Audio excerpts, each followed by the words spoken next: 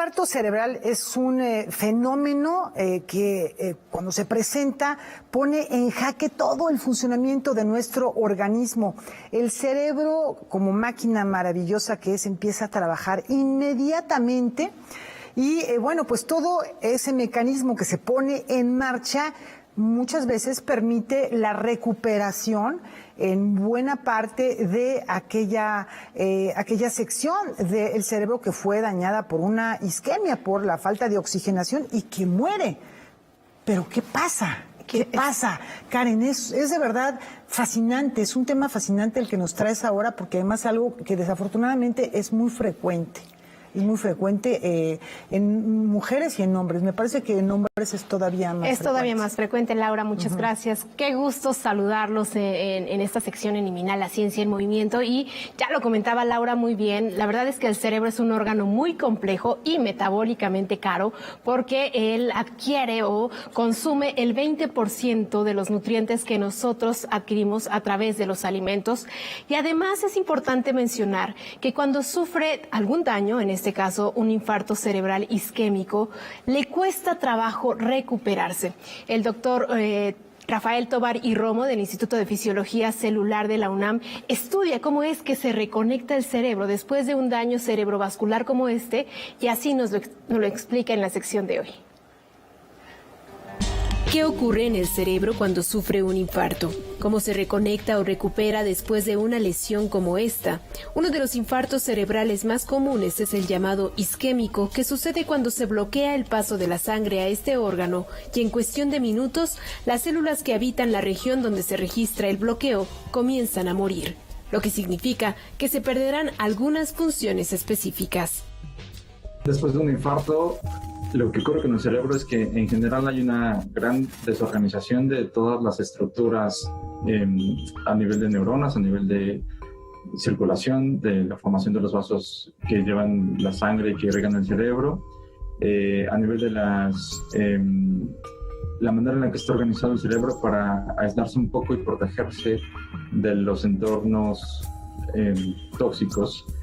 Entonces hay una reorganización celular, molecular, una reorganización plástica. El cerebro de los seres humanos tiene como función principal que las neuronas se conecten y con estas se regulen acciones como el almacenamiento de la memoria, la generación de ideas y la coordinación de los movimientos. Para que las neuronas se comuniquen necesitan transmitir un impulso eléctrico. Este impulso es generado por la energía producida en el órgano gracias al oxígeno y la glucosa que llegan hasta él por medio de la sangre. De ahí la importancia de que este líquido rojo fluya sin bloqueos. A diferencia de otras células como las de la piel, que se regeneran, las neuronas se pierden por completo. Cuando una persona sufre un infarto cerebral isquémico, una porción de su cerebro morirá y este tendrá que reconectarse. En realidad, lo que ocurre en el cerebro después de algunos días o de algunas horas de haber sufrido un infarto es que empiezan a haber cambios adaptativos, cambios plásticos que le permiten al cerebro recuperarse hasta cierto nivel de las funciones que perdió después de padecer un infarto cerebral. Entonces, esta reorganización involucra que las neuronas establezcan nuevas conexiones sinápticas con otras regiones del cerebro con quienes no estaban conectadas de manera original. Estas son parte de los cambios plásticos o los cambios adaptativos que le permiten a una persona salir de las consecuencias neurológicas que padece después de haber sufrido un infarto. De las personas que sobreviven a un infarto de este tipo, 5 de cada 10 terminan con condiciones discapacitantes permanentes. Luis Tovar y Romo, investigador del Instituto de Fisiología Celular de la UNAM, estudia las bases neurobiológicas de esta lesión para comprender los mecanismos de recuperación que tiene el cerebro sin intervención clínica. Hay muchos mecanismos por los cuales el cerebro puede hacer esto. Están, entre otros, la formación de nuevas conexiones, la formación de nuevas sinapsis, la formación de nuevas redes vasculares que permiten una irrigación sanguínea más eficiente. En realidad, el cerebro es un órgano muy complejo que está formado por muchos tipos celulares y muchos procesos intervienen para permitirle al cerebro adaptarse a funcionar de la manera más eficiente que se pueda después de un daño. Y eso es lo que nosotros estamos interesados en entender en este grupo de investigación.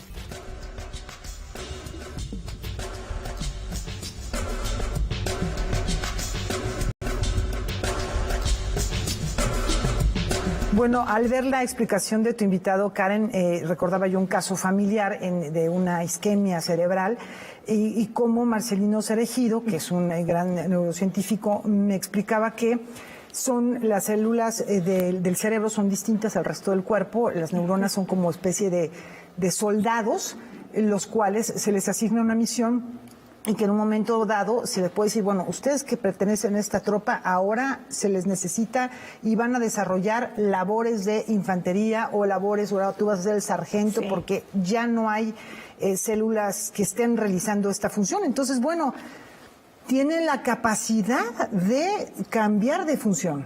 Sí, Laura. Y eso es una maravilla de nuestro cerebro. Y es que tiene que ver con la plasticidad del cerebro, ¿no? Esta, bueno, pues gran característica que tiene nuestro órgano de adaptarse a las diferentes circunstancias, y en este caso, cuando se sufre un infarto cerebral isquémico, se pierde en alguna parte del cerebro. Algunas actividades pueden ser cognitivas, por ejemplo, y lo que tiene de importante este tipo de investigaciones de ciencia básica es que nos permiten conocer al respecto de cómo es que el cerebro se puede adaptar, es decir, si pierdes una parte de las neuronas, como le indica a otras neuronas, saben que tenemos el área de la voluntad desprotegida, vamos a ayudarle, ¿no? Y entonces jala a otras neuronas a que en equipo trabajen, aunque no recuperamos a las neuronas, tenemos otras que nos pueden ayudar de alguna manera a sustituir esa labor. Y también es importante mencionar que el infarto cerebral isquémico, y ya lo habíamos mencionado en otras ocasiones en la sección, es que no precisamente se puede generar, por ejemplo,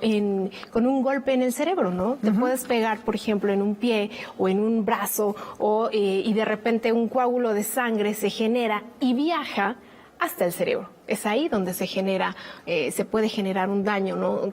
Cerebrovascular, y por eso hay que tener mucho cuidado en cualquier golpe que nos demos, si tenemos algún padecimiento, algún dolor de cabeza fuera de lo común. Es muy importante eso, Laura. Sí, efectivamente hay una forma de detectar rápidamente cuando la gente empieza a hablar ciertas incoherencias. Hay que actuar de inmediato porque también eso es importante que la gente tenga la atención lo más pronto posible, ya sea en algún caso como el que estás diciendo, o bueno, también algunos problemas de tener presión alta, por ejemplo, ¿no? Claro. O el colesterol alto, el colesterol se acumula en las carótidas y un pequeño trocito de colesterol se puede ir al cerebro y puede provocar ahí también una isquemia. Entonces hay que estar revisando estas constantes de nuestro cuerpo. Qué buen tema. Sí, y apoyar la ciencia básica, por supuesto. Es fundamental que apoyemos todo lo que se hace en torno a la investigación científica básica, porque es a partir de ahí que se generan tratamientos para cualquier tipo de padecimientos, Laura.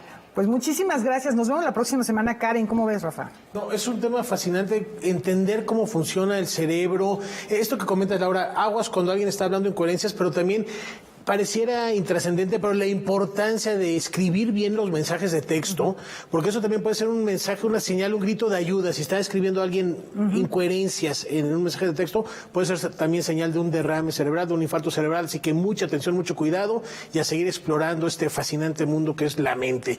Gracias, Karen. Nos vemos la próxima semana.